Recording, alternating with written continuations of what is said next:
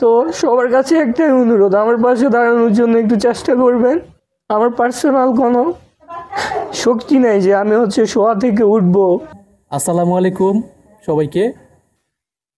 বন্ধুরা, আজকের এই ভিডিওটা মানে সর্বোচ্চ লেভেলের শেয়ার দেওয়ার চেষ্টা করবেন, সর্বোচ্চ লেভেলের শেয়ার দেওয়ার চেষ্টা করবেন। আপনাদের কাছে হাত জোর করে বলতেছি ভাই, আজকের এই ভিডিওটা সর্বোচ্চ শেয়ার দেওয়ার চেষ্টা করবেন, শেয়ার দেওয়ার চেষ্টা করবেন। কেন সেটা বলতেছি, আপনারা আমার পাশে যে লোকটিকে দেখতে পারতেছেন, এই লোকটি একটা সময় আমাদের মতনই ছিল, আমাদের মতনই চলতে পারতো, আমাদের মতনই দৌড়তে পারতো। উনি হচ্ছেন একজন ড্রাইভার, ঠিক আছে। ওনার একটা অ্যাক্সিডেন্টের কারণে ওনার একবারে মেরুদণ্ড একবারে মানে ভেঙে গেছে, ঠিক আছে। উনি বর্তমানে গর্ভবন্দি আছে। তো আমরা দেখবো ওনার কি কি সমস্যা হয়েছে, এগুলো আমরা সবকিছু ডিটেলস দেখবো, আপনাদেরকে দেখাবো। আর ওনার মুখ থেকেই শুনবো যে ওনার কি কি হয়েছে। এই যে উনি আছে, উনি কি আপনার? উনি আমার আন্টি, ওই যে পাশের আন্টি। আপনার মা বাপ নাই? জি আছেন, আমার আম্মু আছেন, উনি কাজ করেন, তো তাই কাজে চলে গেছে। মানে উনি আপনার দেখাশোনা করে বর্তমানে? হ্যাঁ, উনি দেখাশোনা করে, ওনারা দেখে আমার আম্মু তো কাজ করে, উনি কাজ করে আমার ফ্যামিলিটা চলে। আপনার এই সমস্যাটা কতদিন হয়েছে? আজকে 6-7 মাস হবে। 6-7 মাস হবে? জি আচ্ছা, 6-7 মাস হবে। এই পাও কি আপনি মানে উঠাতে পারেন না? না, পা উঠাইতে পারে একবার অবশ্য। এগুলো যদি আপনি কেটেও ফেলেন বলতে পারবো না, এগুলো আমার পা এখান থেকে মানে এইখানে আপনার মানে কি হইতেছে বলতে পারেন না? না না, আপনি যদি কেটেও ফেলেন এগুলো আমি বলতে পারবো না যে এগুলো আমার পা।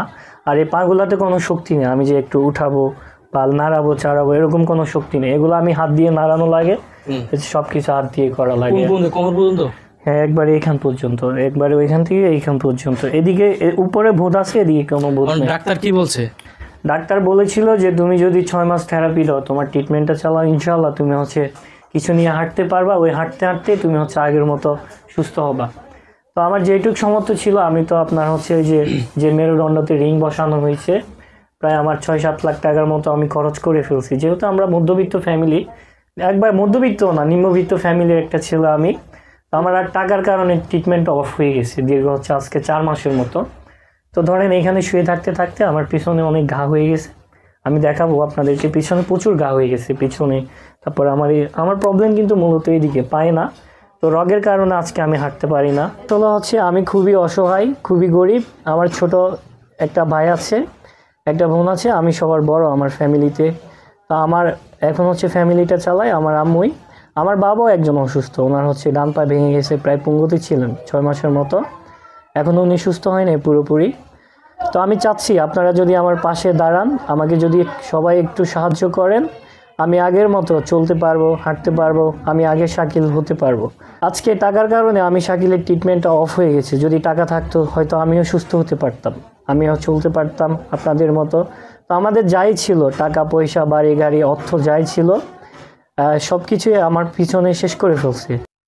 আমি চাই আমি আগে শাকিল হই, আগের মতো হাঁটি, আমিও তো আপনাদের মতো হাঁটতাম।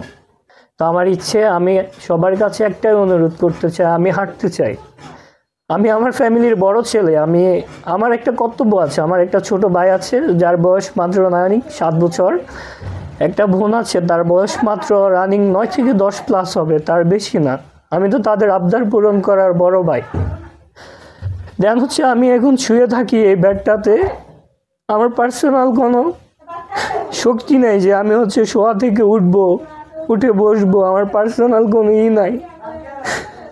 আজকে দীর্ঘ অনেক দিন ধরে আমি আপনাদেরকে অনেক হাত জোর করে বলতেছি, ভাই আমাকে একটু প্লিজ সাহায্য করেন, আমাকে একটু দেখেন। আমার কোনো রিলেটিভ কেউ ছিল না আমার পাশে দাঁড়ানোর মতো, কোনো ফ্রেন্ড সার্কেল, কোনো ফ্রেন্ডসার। আমার অনেক ফ্রেন্ড সার্কেল ছিল, কেউ আমাকে সাহায্য করে নাই। তো আজকে আমার বাবাও নেই আমার পাশে, আমার মা নিয়ে আমাকে আসছে। তো সবার কাছে একটাই অনুরোধ, আমার পাশে দাঁড়ানোর জন্য একটু চেষ্টা করবেন। আর হ্যাঁ, যদি পারেন আমাকে একটু সাহায্য করবেন।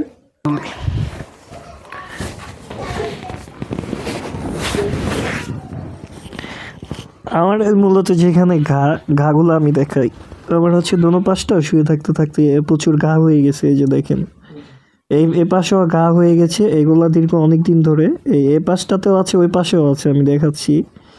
ওই পাশেও কিন্তু ঘাটা আছে শুয়ে থাকতে থাকতে। এই যে দেখেন, প্রচুর ঘা হয়ে গেছে, এবং কি আমার সামনের সাইডেও কিছু ঘা আছে যেটা দেখানোর মতো না, এরকম সামনের সাইডেও ঘা আছে। আর আমার হচ্ছে এই যে যেটা হচ্ছে আমি দেখাই মেরুদণ্ডটা, আমার মূলত দেখা যায় এই যে এখানে আমার রিং বসানো, এগুলো আর কখনো খোলা হবে না, এটা চিরদিনের জন্যই লাগানো হয়েছে।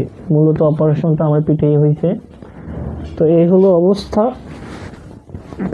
আর আমার পেজে হচ্ছে 46,000 ফলোয়ার, ঠিক আছে? যদি 1 টাকা করে দেন, মানে 1 টাকা করে দিলেও 46,000 টাকা হয়ে যায়, 1 টাকা করে দিলে ভাই। তা আমাদের তো অনেক সামর্থ্য আছে, অনেকের অনেক সামর্থ্য আছে ভাই, ঠিক আছে? তো যাই হোক, আর আমরা কথা বাড়াচ্ছি না, আপনার বিকাশ নাম্বারটা প্লিজ আমাদেরকে একটু বলবেন। এটা হচ্ছে 018-255-95-398। তবে বিকাশ নগদ দোনোটাই করা আছে।